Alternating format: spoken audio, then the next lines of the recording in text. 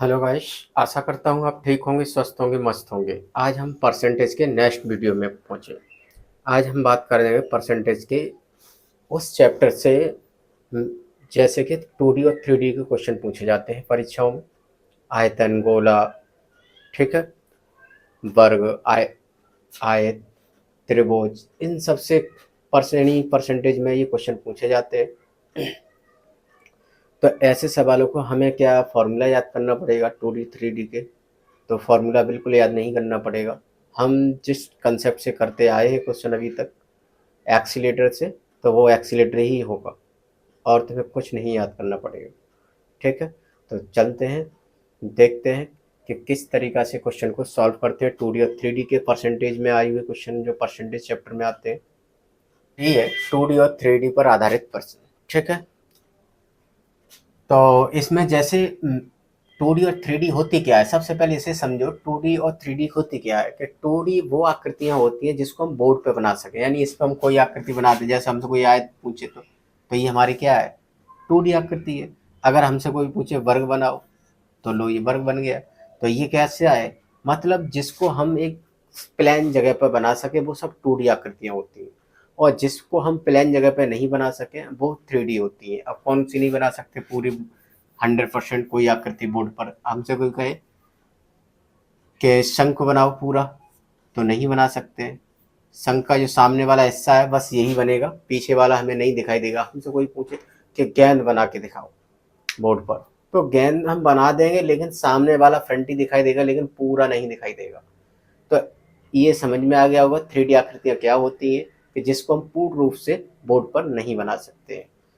जैसे हमसे कोई कहे बॉक्स बनाओ, तो बॉक्स हम क्या है, बॉक्स का कुछ एक ही भाग दिखाई देगा बोर्ड पर, लेकिन 100% वो नहीं दिखाई देगा, यानी पीछे का भाग नहीं दिखाई देगा। तो ये बात समझ में आ गई क्या 2D और 3D में क्या डिफरेंस होता है। तो 2D वे आकृतियाँ होती हैं जिसको हम बोर्ड पर बना सकते हैं, और 3D वो आकृतियाँ होती हैं जिनको हम बोर्ड पर नहीं बना सकते। ठीक है, तो अब चलते हैं सवाल की तरफ, देखते हैं कैसे सवाल करते हैं जब 2D 3D के सवाल आते हैं। ठीक है, एक वर्ग की भुजा 25% बढ़ाई गई तो उसका क्षेत्रफल कितना प्रतिशत बढ़ेगा?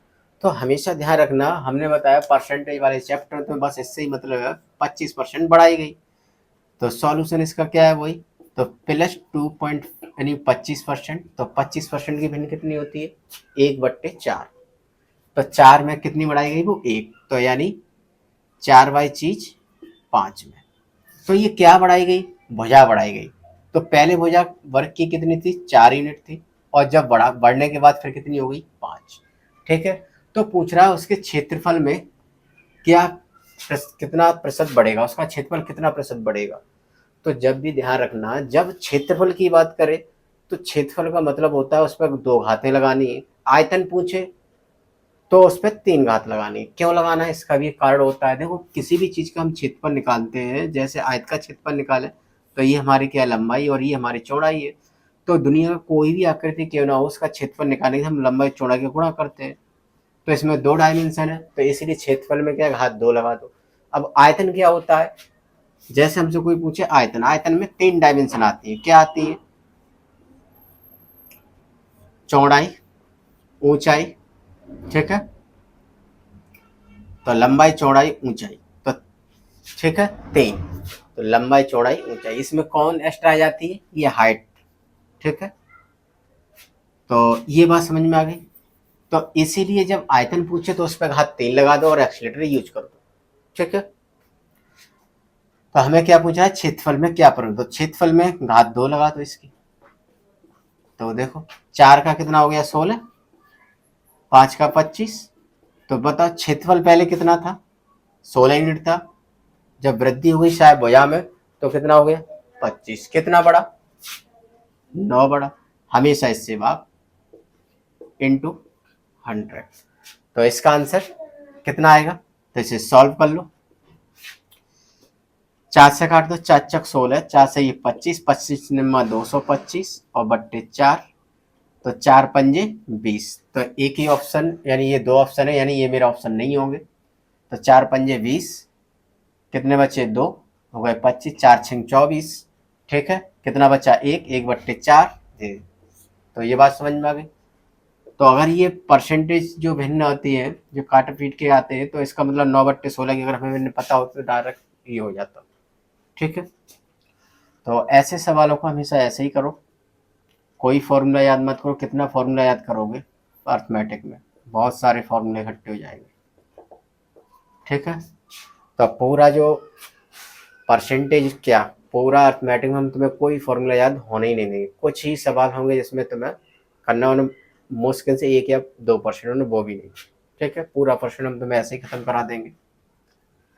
जैसे एक सवाल ये है कि एक गोले के व्यास में 10% की क्या कर दी गई, कमी कर दी गई, तो उसके आयतन में कितने % की कमी होगी।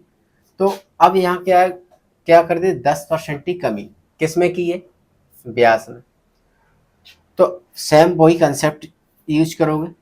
तो 10% की कमी, तो 10% की भिन्न कितनी होती है, 1/10, तो 10 वाली चीज 9 में।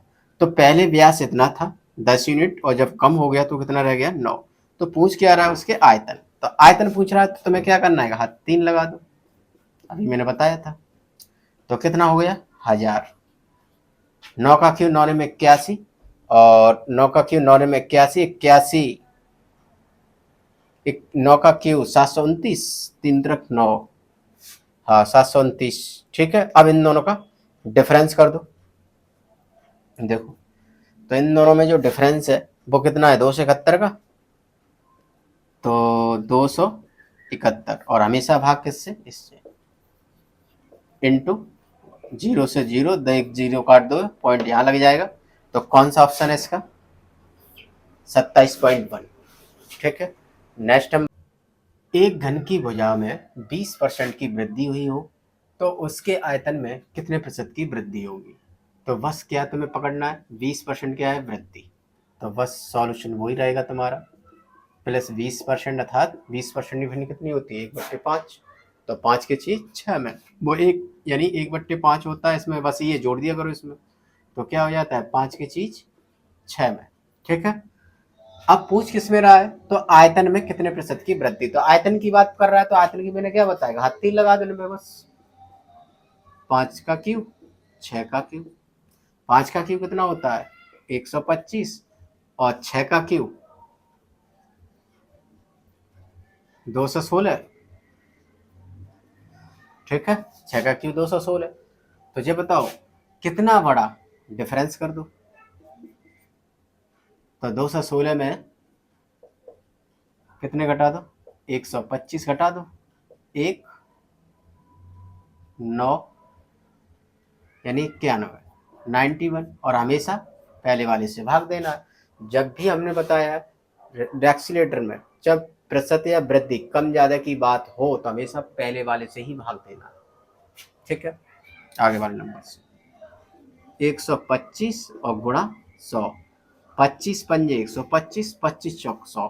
ठीक है, अब इन दोनों का गुणा कर दो, 4 एकन 4, 4 निम 36, और नीचे कितना बचा 5। 5 का भाग दे दो, 5 सत्ते 35, कितना बचा, 1 बचा, हो गए 14, 5 दूनी 10, कितना बचा 4। तो 4/5%। तो कौन सा ऑप्शन आएगा, बी ऑप्शन है। ठीक है, तो इसमें बस कुछ भी नहीं है, तुम्हारा गुणा भाग करने का स्पीड बहुत तेज हो। तो तुम्हें मैं अभी तक मैंने जितना भी परसेंटेज पढ़ाया है, तो उसमें न तो तुम्हें कोई कंस। नेक्स्ट हम बात करते हैं, एक समबाहु त्रिभुज की एक भुजा 25% की वृद्धि कर दी जाए तो उसके क्षेत्रफल में कितने प्रतिशत की वृद्धि होगी। तो कंसेप्ट क्या है, वही त्रिभुज, समबाहु त्रिभुज दे रखा है, तो करने का तरीका मेरा वही होगा। बस तुम्हें कुछ करना नहीं, 25% की वृद्धि है, तो बस तुम कुछ सोचो ही मत। तो 4 वाई चीज 5 में, 25% की कितनी होती है, 1/4, तो 4 वाई चीज 5 में। किसकी बात कर रहा है, क्षेत्रफल की, क्षेत्रफल की बात करेगा, हाथ 2 लगा दो। 4 का स्क्वायर कितना होगा, 16, 5 का 25, कितने का वृद्धि हुई है, देखो पहले क्षेत्रफल 16 था, फिर कितना हो गया 25, तो कितने की वृद्धि हुई 9 की, और हमेशा इससे भाग, गुणा 100। तो काट दो, 4 चक 16, 4 से ये 25 बार कट गए, और 25 निम्मा 225/4, 4×5 = 20 और कितने बचे 2, 4×6 = 24, तो मतलब बी ऑप्शन 56 से ही 1/4। ठीक है, तो हमेशा कोई भी तुम्हारी हमने 2D 3D खत्म करा दी है एक तरीके। अब चाहे किसी भी आकृति की बात करें, घन घनाव गोला किसी पे भी दे दे A to Z जितने भी 2D आकृतियों में, बस जहाँ तुम्हें बस क्या पकड़ना है कीवर्ड, वृद्धि या कमी दिखाई दे, बस कंसेप्ट यही करना है। आयतन की बात करें घात 3 लगा दो, स्क्वायर की क्षेत्रफल की बात करें घात 2 लगा दो, बस एक्सलेटर यूज कर दो। ठीक है, तो वीडियो को ज़्यादा शेयर कीजिए, सब्सक्राइब कीजिए चैनल को, अगर वीडियो पसंद आए तो कमेंट और लाइक कीजिए। मिलते हैं नेक्स्ट वीडियो में, तब तक के लिए नमस्कार।